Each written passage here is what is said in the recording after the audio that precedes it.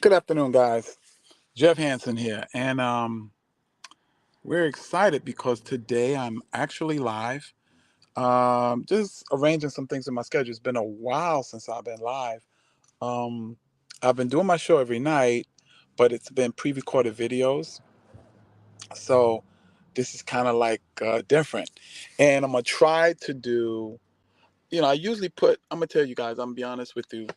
I usually do. I usually put. I'm gonna put my glasses on because it's hard for me to see this. Wow. But anyway, um, I usually do a situation where, I'll pre-record a video and then I'll do it. And sometimes I repeat the video because, if it hasn't gotten as many views as I, think this video should have, then of course it's going to be pre-recorded and whatever. But anyway, this is alive. And the topic today is really exciting because it's the power of attention. Now, I'm going to tell you what I'm going to share with you in this video. Not going to keep you that long, but it's definitely a real powerful video if you apply and use what I share with you.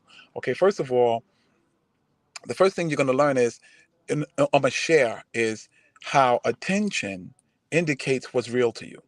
Like your world is all about 90, I would say 95 or more percent of your world and how you react and what your stimuli is based upon what you pay attention to. If you change your attention, the quickest way to change your world is change what you pay attention to. Okay, when you change, whether there's a saying that goes, where the focus goes, the energy flows. And what energy is that? It's your creative energy. The more you pay attention to something, trust me, the more real it is to you. If you want that, I don't know, that injury you have to hurt more, pay more attention to it. Like, have you ever? I'll tell you something. I was playing football in the Marine Corps, and the I caught the ball, but the guy hit me on the hand where I caught the ball, and a little bone was sticking out. It wasn't sticking out of the skin, but it was sticking up. So I just pressed it back in and continued to play. Didn't pay attention to it. I knew it was a little bit discomfort, but boom, please. I caught two more touchdown passes and was doing my thing. And then I went to the hospital. And they said, "You broke your finger," had me on a cast all the way halfway up my arm. Now, if I paid attention to it, now I'm not saying don't pay attention to injuries. That's not what I'm saying. What I'm saying is I'm just showing you the power of your attention, the power of you focusing on whatever you focus on. The more you focus on it, the more real it is to you. Um, there's pain of situations. You know how people say, "What is it? Out of sight, out of mind." Well, if you're not paying attention to it, yes, it's out of your mind. And if it's out of your mind, I'm gonna tell you right now, it's not gonna have as deep an influence as it would if it was inside of, if you were focused on it. Okay, so one thing you want to know is the key to your reality is what you pay attention to. We can talk about all other kind of techniques and all of this stuff, but the fact is, if you don't control what you pay attention to, then you don't control your world. Your world is basically going to be controlled by your environment, the people around you, and everything else. This is why, I can't ride in certain cars with people because they play certain music that I don't want that in my brain pan. I don't want it dominating or trying to control my attention. This is why I'll put on headphones, or I'm looking somewhere else, or I'll just won't put myself in certain situations. You got to also know that your environment has a lot to do with what you pay attention to. People in the ghetto, what do they pay attention to? The crime, the drugs, and all that kind of craziness, the cursing and the swearing and all this kind of stuff. Now, you think if you go to an affluent uh, neighborhood, where there's houses and trees and all that kind of stuff, do you really think your attention is going to be on rap music, or your attention is going to be on ghetto things? Absolutely not. You go on Wall Street, you really think your attention is going to be on the Board of Education? No. Usually, if you're in the Wall Street area, it's going to be on the suits. It's going to be on money. It's going to be on things like that. At the stock market, stuff like that. So the power of your attention is one aspect of the power of your attention is, like I said, it dominates your reality, and your reality is going to be what you pay attention to, what you focus on. Where the focus goes, the energy flows. Your creative energy, the chemicals in your body will actually change based upon what you pay attention to. This is why you have to be careful with what thoughts you think and what you allow to stay on your mind, because it'll put you in the mood. I want it. Yeah, it will. It'll put you in the mood, and now you're wondering why your your whole day seems shot. But is your day really shot, or is it just based upon what you're paying attention to? Think about that. Around my house, I have vision boards. People say, "Yo, man, you got those things all the way around my house," because I understand when my focus falls on that, it's taking up some of my attention, and that tells a whole lot. Hey, how you doing? I don't know exactly who you are. If you put your oh man, I don't know if I can do this. Let me see. Hey, if you're there, you're gonna give a comment. Why don't you give a comment and I'll know who you are? Okay. But anyway, what you pay attention to is going to indicate what you're influenced by, what your mindset is. Is it positive? Is it negative? Is it a scarcity mindset, or is it a prosperity mindset? So I remember that there was a situation I had where, in my apartment right now, I was renting, and um, two of the girls are not paying rent. Now, if I sat in the house all day and paid attention to it, because I did in the beginning, I was like, yo, how can I get these girls out of here? Blah blah blah. Because they got tenant rights and all this nonsense, right? And as I did that, I noticed I didn't want to go to work. I didn't want to go out and build what I want to build, make my videos anymore. I didn't want to, I didn't want to do any of that. Why? Because my attention was on a negative situation. Now, I'm not saying don't pay attention. I'm not saying ignore it. But I'm saying that if you stay focused on it, it's going to indicate the energies that you have to do what you want to do. I wasn't even working out. I was letting that dominate my attention. So I said, hell no, I'm not doing this. So I changed my attention. The situation was still there. It was still there. But I started focusing on what I had to do. What I had to do, where I had to go, what I want to accomplish. So I took control of my attention. And as I took control of my attention, I took control of the influences in my life, which controlled my hormonal balances, everything. I started wanting to work out again. I wanted to go jogging again. I wanted to do all these things again because I changed my attention. Where the attention goes, the energy flows. The energy for your life, the energy for your substance, the energy for your goal setting and going after the things you want. So that's what you want to do. So you want to know that that's two of the things that the power of your attention is. It creates your reality, and it also gives you energy to do whatever you have to do. It's like the focusing point. It focuses the energy that you have. Okay. Now, number three, I love number three. Number three is amazing. Your attention is what the universe defines as your requests. And this part of it gonna get a little bit heavy, but this is so powerful. Your requests to the universe, or your prayer to the universe, is what you pay attention to. If you continually pay attention to negativity, the universe gives more opportunity for your negativity. It will give you more reasons for your negativity. It will give more power to your negativity. Most people that suffer from depression, It is an overabundance of focus on themselves. They'll tell you straight up front. If you want to change, let's say someone deals with rejection, deals with depression. Okay, if you ever talk to them, if you take them to, let's say you take them to a hospital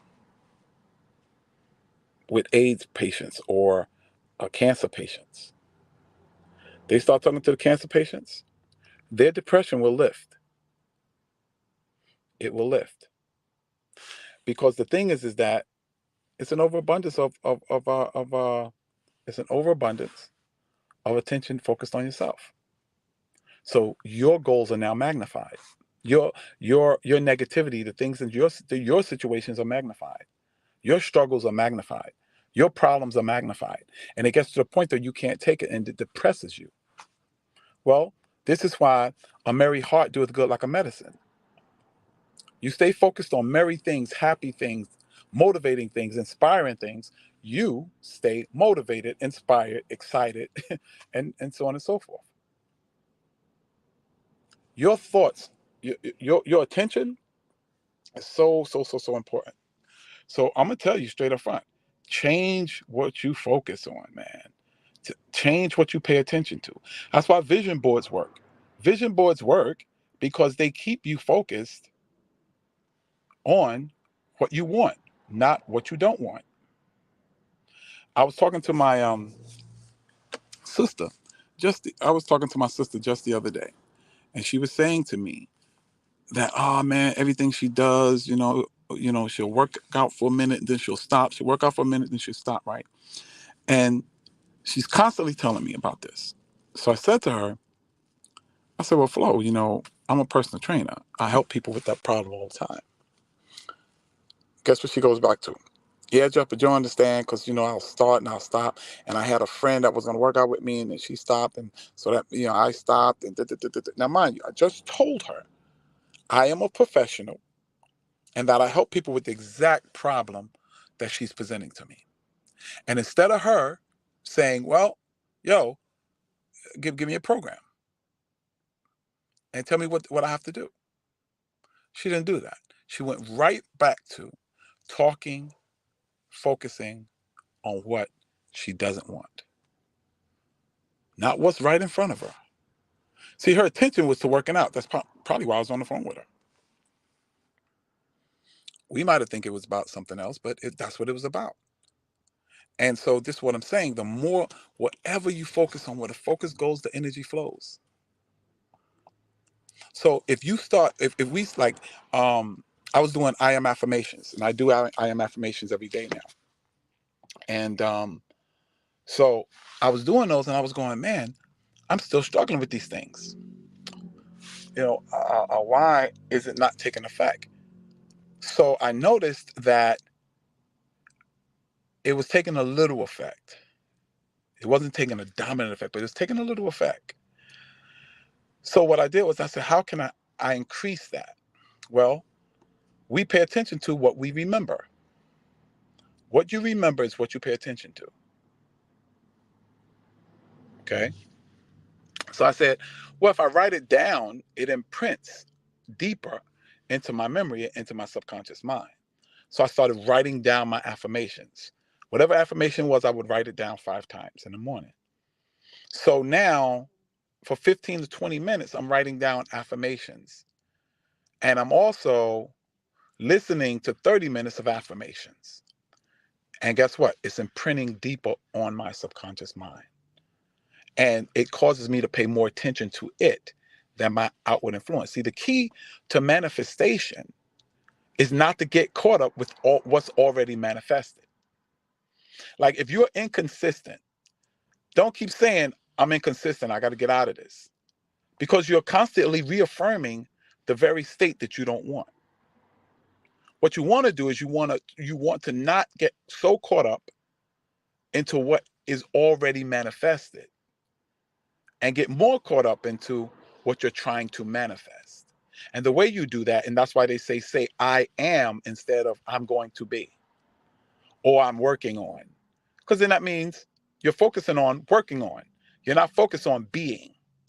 So if you want to be, you have to state it in the not the future tense, but in the past tense. Like you have to say, I am, like I'm already, not you have to state it in the I am sense. I am consistent. I am consistent. Even if you're in this in the present of being inconsistent. And it will seem like you're lying. Now, let me tell you why it seems like you're lying. It seems like you're lying because all you're looking at is what is manifested. See, one of my biggest problems I had to struggle with was getting over what's already manifested. I had to get over. That's a powerful statement, a powerful thought. Think about that. You have to, in order to manifest something different, you have to get over what's already been manifested and what you're constantly manifesting. And when you get over that, then you can talk about you can talk about what's manifested already in the quantum field. Okay, now the quantum field is basically, remember Play-Doh, the Play-Doh factory. That's where you build everything at. Before it manifests physically, you have to build it in the quantum field first, or the quantum world first. It's basically the imagination, your imagination. You have to, when you build it there and consistently build it there, the more clarity it gets there, the more power it emanates in the physical world. So now your desires in the physical world will be what you have manifested and created in the quantum universe. Your desires will be for that. Your goals will be for that. You will see more of that. You ever bought a car? And then what happened? You saw more of that car than you saw any other car. You know why? Because now the quantum world is now emanating this new car. So now you see it all over the place. You see the power of it. You see your car everywhere because you're vibrating on the frequency to see it. You can't see what you don't vibrate, and you can't vibrate, and what you vibrate is going to be what is so much more powerful in the quantum world. Change what you meditate, concentrate, and focus on in the quantum world. You change the energy vibrations into the physical world, and that's how you change your physical world. That's how you manifest in the physical world. You have to now emanate power in the quantum world. Most of the things we emanate in the quantum world has been programmed by other people. One of the most powerful things I've done in my life is I've changed what my quantum world looks like based upon my needs, my desires, my dreams, and my goals. And that's changed my life. See, I'm building a Jeff that I see in the quantum world in the physical world. That's why I go to the gym, because the quantum world is emanating energy out from its field, and it is causing me to formulate, it's causing me to desire the very things that I've built even more, to the place of action. So increase the image in the quantum field, and it emanates an energy that crosses the vibrational planes, or the vibrational dimensions from quantum to reality, physical reality, from quantum reality to physical reality. And that's when your life changes. So now I've been on almost 20 minutes, man. It's been 19 minutes. Let me say this. The name of the program is T-by The Best You Ever. This is where we give tips and strategies on you becoming the best you've ever been. And the best, because we know if we help you, if we give you tips and strategies on becoming the best you've ever been, you'll create the best life you've ever had. This is Jeff Hansen, aka the Silver Fox. God bless you, and may heaven smile upon you. I'll see you guys tomorrow. God bless.